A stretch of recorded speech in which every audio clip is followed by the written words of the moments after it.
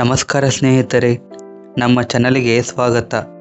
ಈ ವಿಡಿಯೋದಲ್ಲಿ ನಾವು ಪ್ರತಿದಿನದ ಜೀವನದಲ್ಲಿ ಬಹಳ ಪ್ರಭಾವ ಬೀರಿದ ತಂತ್ರಜ್ಞಾನ ಫೋಟೋಕಾಪಿ ಬಗ್ಗೆ ಸಂಪೂರ್ಣ ಮಾಹಿತಿ ತಿಳಿಯಲಿದ್ದೇವೆ. ಇದು ಹೇಗೆ ಪ್ರಾರಂಭವಾಯಿತು, ಇದು ಇಂದಿನ ಆಧುನಿಕ ತಂತ್ರಜ್ಞಾನವಾಗಿ ಹೇಗೆ ಬೆಳೆಯಿತು, ಎಲ್ಲದರ ಬಗ್ಗೆ ಸಂಪೂರ್ಣ ವಿವರಣೆ ಕೊಡಲಿದ್ದೇವೆ. ಪ್ರಾಚೀನ ಕಾಲದಲ್ಲಿ ಪ್ರತಿಗಳನ್ನು ತಯಾರಿಸುವ ಏಕೈಕ ವಿಧಾನ ಹಸ್ತಲಿಖಿತ ಪ್ರಕ್ರಿಯೆ ಅಥವಾ ಮುದ್ರಣ ಯಂತ್ರಗಳು ಆಗಿತ್ತು. ಆದರೆ ಇದು ಹೆಚ್ಚು ಸಮಯ ತೆಗೆದುಕೊಳ್ಳುತ್ತಿತ್ತು ಮತ್ತು ದುಬಾರಿಯೂ ಆಗಿತ್ತು. 20ನೇ ಶತಮಾನದಲ್ಲಿ ತಂತ್ರಜ್ಞಾನ ಬೆಳೆಯುತ್ತಿದ್ದಂತೆ ಬೇಗನೆ ಮತ್ತು ಕಡಿಮೆ ಖರ್ಚಿನಲ್ಲಿ ಪ್ರತಿಗಳನ್ನು ತಯಾರಿಸುವ ಅಗತ್ಯತೆ ಹೆಚ್ಚಿತು. ಜಿರೋಗ್ರಫಿ ತಂತ್ರಜ್ಞಾನ ಉಗಮ 1938ರಲ್ಲಿ ಅಮೆರಿಕನ್ ವಿಜ್ಞಾನಿ ಚೆಸ್ಟರ್ ಕಾರ್ಲ್ಸನ್ ಅವರು ಜಿರೋಗ್ರಫಿ ತಂತ್ರವನ್ನು ಆವಿಷ್ಕರಿಸಿದರು. ಈ ವಿಧಾನ ಎಲೆಕ್ಟ್ರೋಸ್ಟ್ಯಾಟಿಕ್ ಲೋಡ್ ಮತ್ತು ಡ್ರೈ ಪ್ರಿಂಟಿಂಗ್ ತಂತ್ರಜ್ಞಾನದಿಂದ ಕಾರ್ಯನಿರ್ವಹಿಸುತ್ತಿತ್ತು. ಪ್ರಾರಂಭದಲ್ಲಿ ಈ ತಂತ್ರಜ್ಞಾನ IBM ಮತ್ತು ಜನರಲ್ ಎಲೆಕ್ಟ್ರಿಕ್ ಕಂಪನಿಗಳಿಂದ ತಿರಸ್ಕೃತವಾಯಿತು. ಆದರೆ 1947ರಲ್ಲಿ ಹಾಲಾಯ್ಡ್ ಕಂಪನಿ ಅದನ್ನು ಅಳವಡಿಸಿಕೊಂಡು ನಂತರ ಜೆರಾಕ್ಸ್ ಕಾರ್ಪೊರೇಷನ್ ಎಂಬ ಹೆಸರಿನೊಂದಿಗೆ ಜನಪ್ರಿಯತೆಯನ್ನು ಪಡೆದುಕೊಂಡಿತು. ಫೋಟೋಕಾಪಿ ಯಂತ್ರದ ಕಾರ್ಯವಿಧಾನ: 1.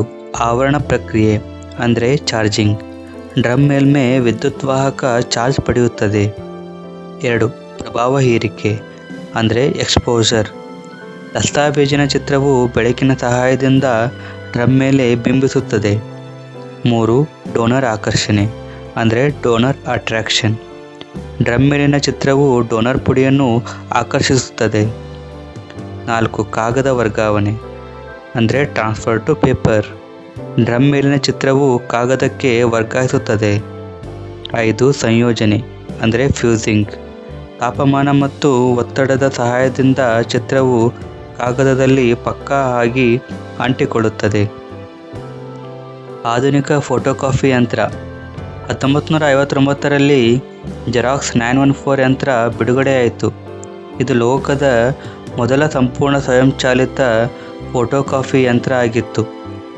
ಈ ಯಂತ್ರದಿಂದ ಉಂಟಾದ ಸುಲಭ ಪ್ರತಿಕೃತಿಗಳು ದೈನಂದಿನ ಕಚೇರಿ, ಶಾಲೆ, ಆಸ್ಪತ್ರೆ ಮುಂತಾದ ಸ್ಥಳಗಳಲ್ಲಿ ಕ್ರಾಂತಿ ತಂದಿತು. ಭವಿಷ್ಯದ ಫೋಟೋಕಾಪಿ ತಂತ್ರಜ್ಞಾನ: ಭವಿಷ್ಯದಲ್ಲಿ inkless printing, 3D copying, eco friendly ಪ್ರಕ್ರಿಯೆಗಳು ಬೆಳೆಯುವ ಸಾಧ್ಯತೆ ಇದೆ.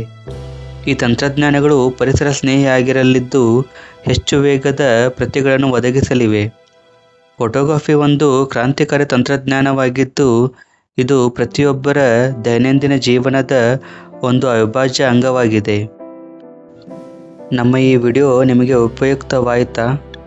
ಹಾಗಿದ್ದರೆ ಲೈಕ್, ಶೇರ್ ಮತ್ತು ಸಬ್ಸ್ಕ್ರೈಬ್ ಮಾಡಿ. ಮುಂದೆ ಮತ್ತಷ್ಟು ಆಸಕ್ತಿದಾಯಕ ತಂತ್ರಜ್ಞಾನ ಕುರಿತ ಮಾಹಿತಿ ನೀಡಲಿದ್ದೇವೆ. ಧನ್ಯವಾದಗಳು. ಮತ್ತೆ ಮುಂದಿನ ವಿಡಿಯೋದಲ್ಲಿ ಭೇಟಿಯಾಗೋಣ. ಅಲ್ಲಿಯವರೆಗೂ ನಮಸ್ಕಾರ.